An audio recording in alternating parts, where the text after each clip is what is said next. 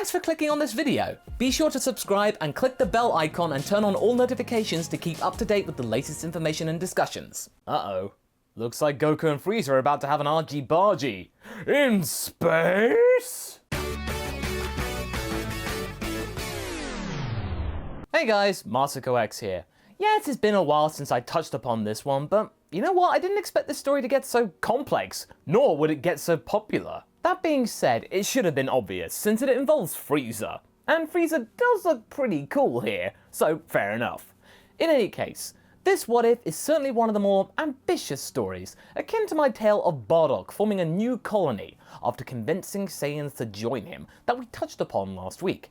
Check that out if you haven't, by the way. But today, we're looking at the consequences of a particular moment in Dragon Ball Z's history, which is often seen as pivotal in the story of both Goku and Frieza. From here, it set the way for future Trunks to debut and for Frieza to then ultimately reach his golden form. That is in the original story. Here though, it's quite different. What if instead of Frieza flat out rejecting Goku's offer of escape, he accepted it? He retreated and went crying home to daddy. What if Frieza listened to Goku? Now, a lot of people were concerned that this scenario was a precursor for me making Frieza turn good, like I often do with these types of situations. Fear not, he is not even considering it. By accepting Goku's offer, sort of, to leave Namek and not cause trouble, it made Frieza look inwards and do some soul searching. He could no longer rely on his power that was granted to him from birth. All these years of complacency had caught up with him finally. In order to reassert his dominance and ensure his indignation would never surface again, he had to train. Like those Saiyans had to. A bitter pill to swallow, but one that was necessary. And you know what? He kind of ended up liking it. Now, as a result of constant upgrades of his techie parts as well as his general training, Frieza had managed to succeed in attaining a fifth form, much like his brother had done in the Cooler movie. Having never sought further strength, his original final form was good enough as far as his past self was concerned. Here though, here was his final form. For realsies this time, no backsies, for realsies. I'm just gonna stress that for you. In the last part, Goku had, like in the original, escaped Nemek's explosion and landed on Yardrat, where he would subsequently recover and then acquire his ability to use instant transmission, a very important piece of Goku's puzzle. A puzzle piece he stole, granted.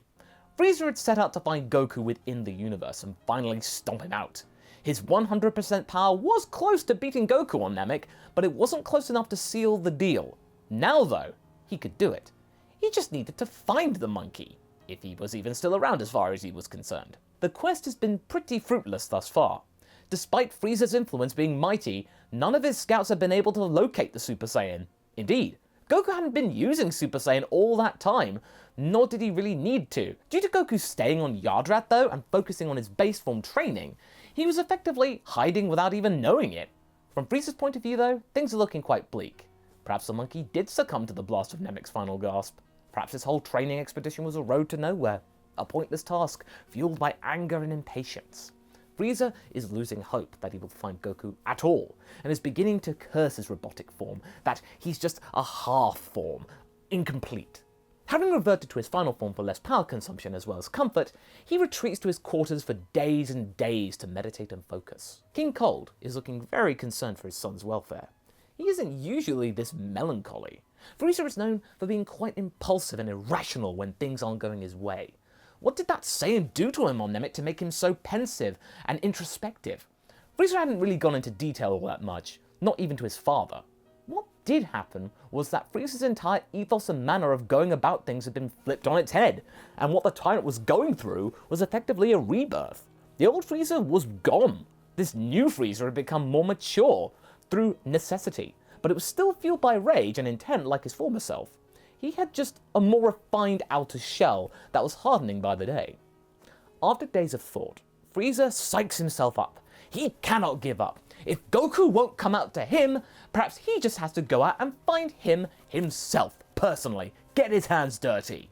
Frieza takes his ship, and with little warning or notice to his father, he takes a small force and sets off out to drift amongst the stars, waiting for any sign of Goku to emerge. If he so much as breathes too hard, Frieza will find him. Is it a wild goose chase? Who knows? Goku now has fully recovered and mastered instant transmission. Having no need to rush home, he takes the pod he arrived in, now repairs as best as possible, and heads back to Earth. This is almost a year and a half after Namek's destruction. Frieza considered Earth as a possible place for Goku to hide, but he felt that it was more likely that Goku would think Frieza was still around, and so therefore not harm his little friends and weaklings. No, Frieza was done being merciful. Now he pulls his tendrils back and is now just speeding to Earth now. He's given up, he's getting impatient again. And as Goku's flying back to Earth, he's quite excited to see his friends and family again, to see that he's fully recovered and better than ever. He suddenly gets a message from King Kai though, which sounds quite urgent. It turns out that Frieza is still alive and he's heading towards Earth right now! Goku is shocked and shouts out to King Kai, why didn't the king tell him sooner about this? He could have done something about it earlier. The king then states that he didn't think Frieza would do anything after being whomped and convinced by Goku not to do anything, and so didn't bother to check on him for all this time. Now that he has though, he was wrong to be so careless. Frieza is back, and more powerful than ever. Goku then tries to sense Frieza's energy, and yes, he can feel it, but it's not that powerful. In fact, it's kind of weaker than before. King Kai then states that Frieza had undergone extensive mechanical upgrading, which has meant that most of his power is derived from parts that do not contain ki, and thusly are not traceable. Goku's getting kind of nervous now. He can't be sure how strong Frieza is, and he really relies on sensing energy. He didn't expect this. Now that he is also heading for Earth, there is a real danger that his friends could be at risk. However, as the two are planning what to do, the pod is rocked by a blast, which sends Goku reeling in his seat. What was that? Well, 65% of you voted for what happens next, so here we go. Goku hasn't been paying attention as to where the pod was going, and the pod had just slammed into a ship. Frieza's ship. What were the chances? He was heading to Earth and then Frieza's right there. Well, it's not that obvious as we know, but as far as Goku's concerned, it's like, what? That's what Frieza is asking when he noticed reports that a ship had crashed into the side of his, and that it was a Saiyan pod. Who else has one of those? It's a Ginyu marked one as well. How is that possible? Could it be? Soldiers, capture that ship now! It's Goku, it has to be. The Ginyu force were long gone, so how else could a Ginyu ship be here? It had to have been from Namek. Goku escaped via Ginyu pod. He stole one! It all makes sense now! Goku was alive, and the two of them had bumped into one another. How convenient. However, that doesn't mean that he'll be hospitable to Goku. But Goku isn't that worried though. He tries to remain calm, and despite King Kai screaming in his mind to escape, Goku has a plan. Goku is a very methodical guy when it comes down to it. You know, without engaging them in combat like he does in the Cell games prior. He wants to see what Frieza is all about right now, what his power truly is, and how he operates, and also, Frieza doesn't know about his new little technique yet, so that's something that Goku's got up his sleeve. So for the time being, Goku comes along quietly and doesn't try to escape. The guards secure the ship and escort Goku to Frieza's quarters, where the two then just have a staring contest at each other for a while. You know, anime does that. Eventually, Goku gets a little impatient and asks what Frieza wants and how did he survive? Frieza scolds Goku for not remembering what he'd said before. He could breathe in space and survive in the vacuum of it. More importantly, how did Goku survive? The Saiyan then confirms Frieza's supposition, to which the Emperor congratulates himself for being so smart and thoughtful.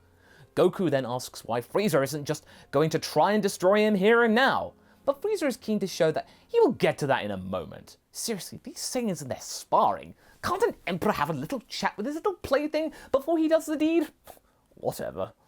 As this blustering has been going on, Goku's been getting a read on what is making Frieza tick.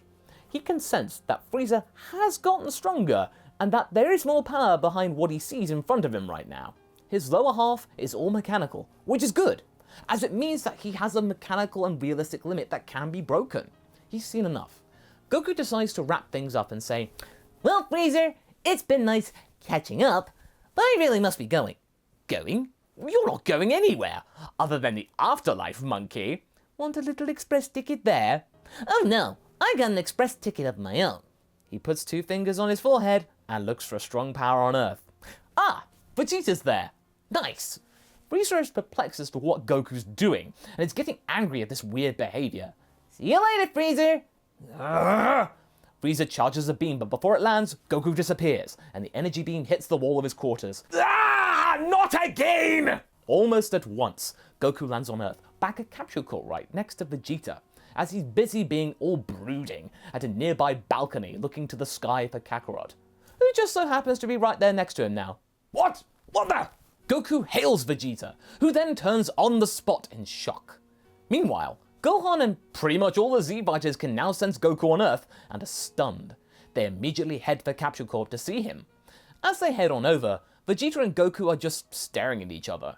Goku then breaks the silence, saying that it's a good thing that the prince was here, otherwise he might not have been able to reach Earth in one go. No one else was strong enough from that far away of a distance to get a trace on them. Vegeta takes the compliment, just silently. Goku then tells Vegeta, and then the others when they arrive, that Frieza is on the way to Earth, probably, and he is pretty strong. They're gonna have to be ready, and sure enough, they are. The next day, Frieza lands at the same spot he had in the original timeline, and is scouting the area for any trace of Goku. Remember, he can't sense energy, but there's nothing. Without King Cold's semi-restraint, Frieza is on his lonesome and sets out blasting various cliffs nearby out of frustration. However, his anger doesn't last long, as Goku then makes himself known with the others not far behind him. Vegeta keen to get an eye on this new Frieza. Dang, he'd been through the ringers, hadn't he? What a mess. Hardly a glorious emperor. Frieza then thanks Goku for blurting out the name of his home planet back on Namek. It made things so much easier. But now isn't the time to talk. Now is the time to fight. Without further ado, Frieza powers up to his 5th form, and it sends everybody reeling. This power, it's immense! Goku is genuinely concerned that his Super Saiyan power may not be enough, but he's gotta try. He powers up, and everybody who wasn't on Namek gets to witness this legendary form. Silence then descends the scene. A few seconds of nothing, but then something. Goku and Frieza charge towards each other and fight, even more chaotically than they did on Namek. Frieza has the upper hand here though, and quite convincingly so. Much like Cooler in his movie against a similarly powered Goku. Bulma then shouts out to Vegeta to get in there and help Goku, and Vegeta does so. Goku spots him trying and orders him to back off, that he won't be any use to him right now. But Vegeta's not going to be taking orders from a low-class warrior. Slam. Frieza one-hits Vegeta into the ground, creating a 100-foot deep crater. Do not interfere, Prince! The monkey is mine!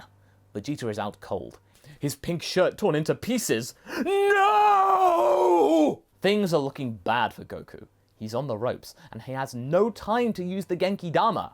Frieza isn't going to give him the time to use that again.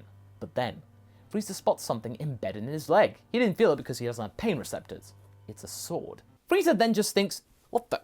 How did that get there? I don't remember anyone having a sword. What? Well, that's surprising. Well, they turn around and spot a young man wearing a purple jacket and sporting lavender hair.